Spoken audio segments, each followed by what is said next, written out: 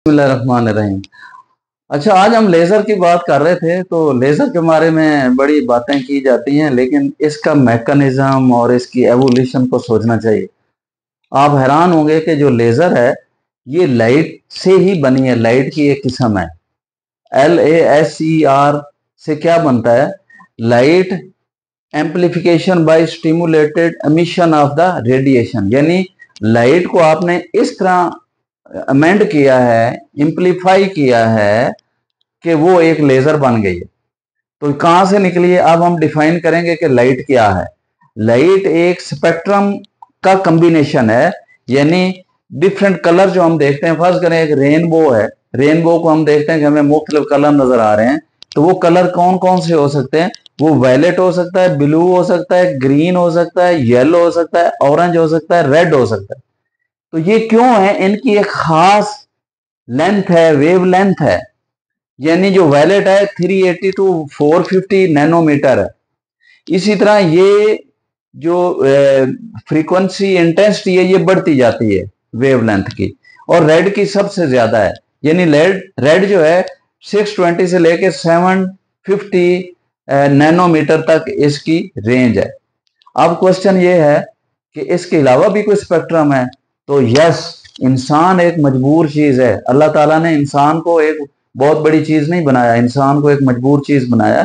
लेकिन जब ये अपने दिमाग को इस्तेमाल करता है, अल्लाह को याद करता है, तो कुछ और चीजें भी डिस्कवर कर लेता है।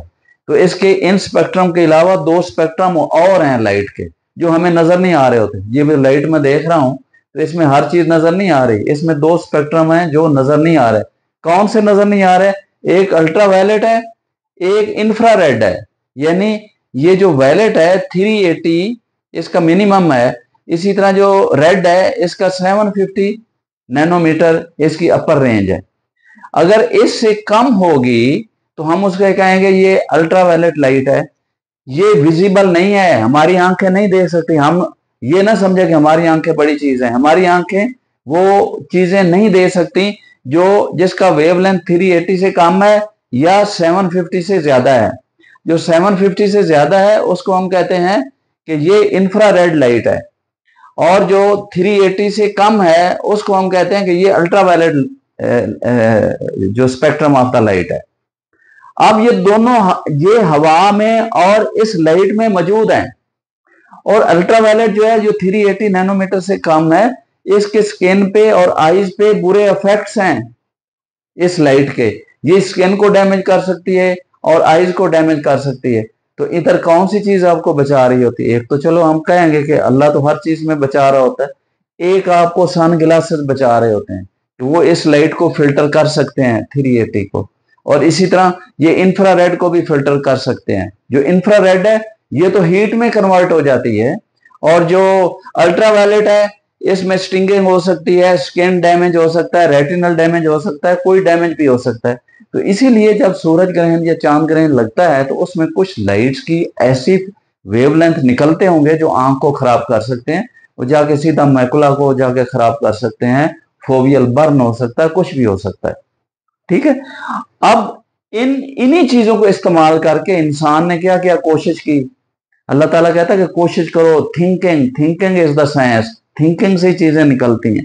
इंसान ने जब इसको सोचा तो डिफरेंट लेजर बना ली, यैग लेजर बना ली, आर्कान लेजर, डायोड बना ली, एक्साइमर बना ली, क्रिप्टॉन लेजर बना ली, फेम्टोसेकंड लेजर बना ली। तो ये देखें, इनके वेवलेंथ देख लें। जो आर्गान लेजर है, ग्रीन लेजर, ये 525 नैनोमीटर है। यैग लेजर 1064 है। डायोड लेजर 810 है। एक्साइमर लेजर जिससे हम ऐनक उतारते हैं, कार्निया पे लगाते हैं, ये 193 है। और क्रिप्टॉन 647 है। और फेम्टो सेकंड 11053 है। तो यानी हमने इन वेवलेंथ को अपनी अक्ल से और अपने डिवाइसेस इजाद करके चेंज किया, और वो लेजर जो इंसान के किसी भी काम आ सकती हैं, शुगर के मरीजों के लिए, ऐनक उतारने के लिए, वो हम इस्तेमाल कर लेते हैं। अब क्वेश्चन ये है कि ये इंफ्रारेड को कहाँ इस्तेमाल कर? इससे हम ओसीटी बना लेते हैं। जो हम फंडस की स्ट्रक्चर देखते हैं एंटीरियर सेगमेंट में, पोस्टीरियर सेगमेंट में, वो कौन सी लेजर है? वो इंफ्रारेड है, जो ओसीटी है ऑप्टिकल कोहेरेंट टोमोग्राफी, एक्चुअली ये लाइट की एक इंटरफेरोमेट्री लाइट की एक किस्म है। इसमें दो लाइट्स अंदर जाती हैं, एक रेफरेंस लाइट होती है, एक टारगेट लाइट होती है जो टिश्यू से टकराती है। तो रेटिना की चूंकि 10 लेयर्स हैं, इस लेयर को टकराएगी, इसको टकराएगी, इसको टकराएगी, तो हर लाइट को जाने में और आने में different time, variation of the time और वेरिएबल डिस्टेंस ट्रेवल करेगी। तो जब उसको दूसरी लाइट के रेफरेंस से, जो रेफरेंस लाइट है, उससे टाइम डिले और एम्पलीट्यूड को जब हम देखते हैं और उसको स्टडी करता है कंप्यूटर, उसको नक्शे में ले आता है, तो हम रेटिना की जो आंख के पर्दे की स्ट्रक्चर को सामने ले आते हैं। तो हमने क्या किया, इंफ्रारेड को जो हमें विजिबल नहीं थी और अल्ट्रावायलेट जो हमें विजिबल नहीं थी, इन दो लाइट स्पेक्ट्रम को हमने अपने लिए इस्तेमाल किया और हम अपने फायदे के लिए इसको ले आए। अब इसी तरह जो आंख की कैपेसिटी है कि कुछ चीजों को नहीं देख सकती, इसी तरह ईयर्स की भी कैपेसिटी है कि वो कुछ साउंड की फ्रीक्वेंसी को सुन सकती है, कुछ को नहीं सुन सकती। तो अगली दफा हम देखेंगे कि साउंड की कौन सी किस्में हैं जो हम सुन सकते हैं और कौन सी नहीं सुन सकते, और जो नहीं सुन सकते वो उसको हमने साइंस में और इंसान के ट्रीटमेंट के मफाद के लिए हमने कैसे इस्तेमाल किया। तो आई थिंक इसमें मैंने काफ़ी चीज़ें एक्सप्लेन की होंगी, जो रह गई होंगी उसके लिए मुझे फीडबैक चाहिए होता है। Doctor professor Ijaz Juved luck, thank you so much.